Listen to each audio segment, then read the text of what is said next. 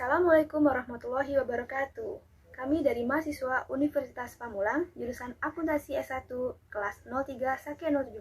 Di sini kami akan menjelaskan mengenai siklus pendapatan. Adapun materi ini akan disampaikan oleh kelompok 5 yang terdiri dari saya sendiri, Kamelia Rahma, ada juga Karina, Nama saya Karina Hanifah. ada juga Marini, dan ada juga Vika. Saya Marini Marbun. Nama saya Maulidia Alfitasari. Mari berikut penjelasan dari kami. Baik, di sini saya akan menjelaskan tentang pengertian siklus pendapatan. Nah, di sini dijelaskan bahwa siklus pendapatan adalah serangkaian kegiatan bisnis dan terkait kegiatan pemrosesan informasi yang terus menyediakan barang dan jasa kepada pelanggan untuk mengumpulkan uang tunai sebagai pembayaran dari penjualan. Siklus pendapatan adalah prosedur pendapatan mulai dari bagian penjualan, otoritas kredit, pengambilan barang, penerimaan barang, penagihan, hingga penerimaan kas. Ada beberapa macam pengertian pendapatan menurut berbagai ahli. Nah, kita ambil dari dua ahli, yaitu Romney dan Steinberg. Mereka menjelaskan bahwa siklus pendapatan adalah rangkaian aktivitas bisnis dan kegiatan pemrosesan informasi terkait yang terus berulang dengan menyediakan barang dan jasa ke para pelanggan dan menagih kas sebagai pembayaran dari penjualan tersebut. Dan ada juga menurut Bondar dan Hopwood, siklus pendapatan adalah kejadian-kejadian yang berkaitan dengan pendistribusian barang dan jasa kepada entitas lain dan penagihan pembayaran yang berkaitan. Intinya siklus pendapatan untuk harus ada dalam prosedur setiap perusahaan kayak gitu. Saya Marini Marbun. Di sini saya akan menjelaskan aktivitas bisnis siklus pendapatan. Ada 4 aktivitas dasar bisnis yang dilakukan dalam siklus pendapatan. Yang pertama itu penerimaan pesanan dari para pelanggan. Di antaranya pengambilan pesanan pelanggan, persetujuan kredit, memeriksa persediaan, menjawab permintaan pelanggan. Yang kedua, pengiriman barang, ambilan pesanan, kirim pesanan. Yang ketiga, penagihan dan piutang usaha. Di antaranya penagihan, pemeliharaan data piutang usaha, pengecualian, penyesuaian rekening, dan penghapusan. Keempat, penagihan kas, menangani kiriman uang pelanggan, menyimpan ke bank. Dan adapun tujuan dari bisnis siklus pendapatan itu diantaranya menyediakan produk yang tepat di tempat dan di waktu yang tepat dengan harga yang sesuai. Semua transaksi telah diotorisasikan dengan benar-benar. Semua transaksi dicatat dengan valid dan benar-benar terjadi. Semua transaksi yang valid dan disahkan telah dicatat. Semua transaksi dicatat dengan akurat. Aset yang dijaga dari kehilangan ataupun pencurian. Aktivitas bisnis dilakukan secara efisien dan efektif.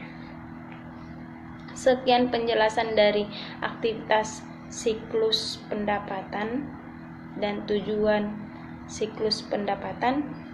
Terima kasih.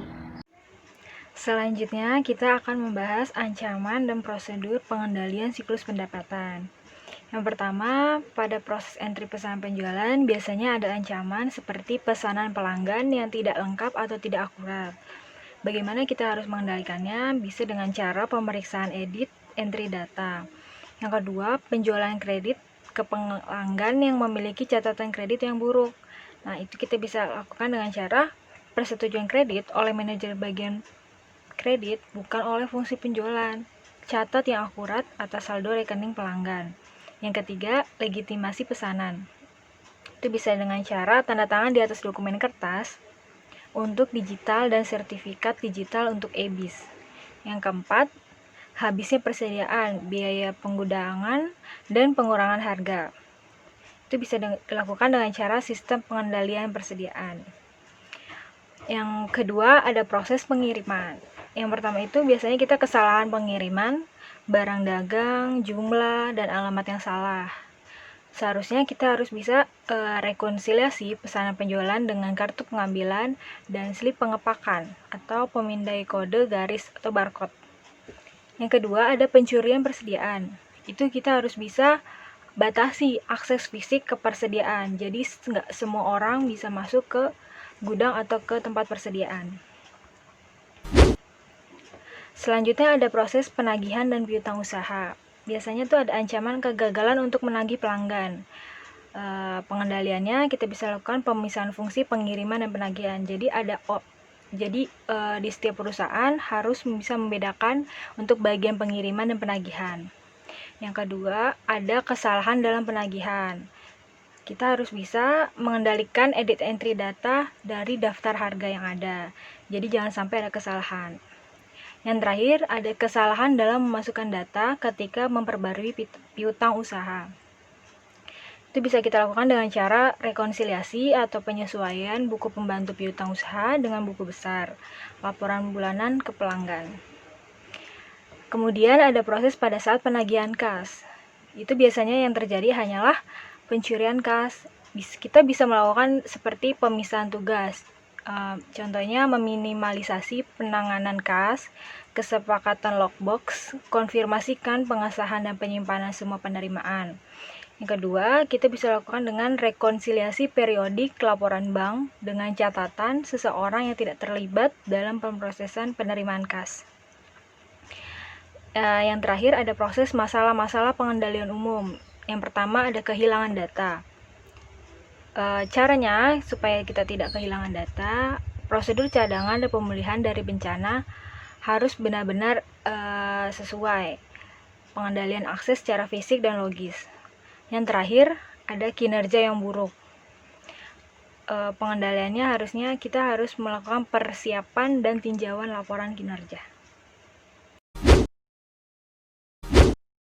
Halo, saya Kamelia. Di sini saya akan menjelaskan mengenai flowchart siklus pendapatan.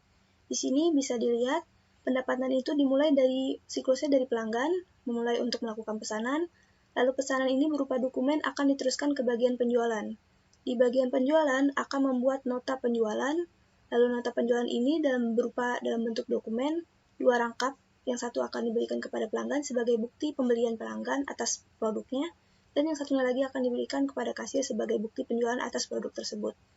Pelanggan yang menerima nota penjualan ini akan melakukan pembayaran. Di sini saya melakukan contohnya dalam bentuk tunai ya pembayarannya, akan diberikan kepada kasir.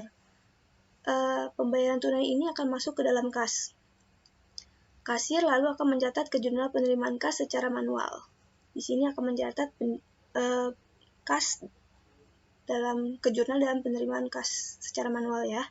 Lalu kasir menyetor uang ke bank dan menyetor uang ke bank secara manual karena di sini kasnya berupa tunai ya. Jadi secara manual. Lalu dari bank menerima dokumen slip, ini berupa dokumen ke dalam sini. Ini slip. Dari sini di jurnal penerimaan kas ini akan dikirim kasir kepada bagian buku besar dan akan dijumlah dan diposting ke buku besar di sini. Jadi seperti itu kurang lebih siklus pendapatan. Sekian penjelasan dari kami, kurang lebihnya mohon maaf. Wassalamualaikum warahmatullahi wabarakatuh.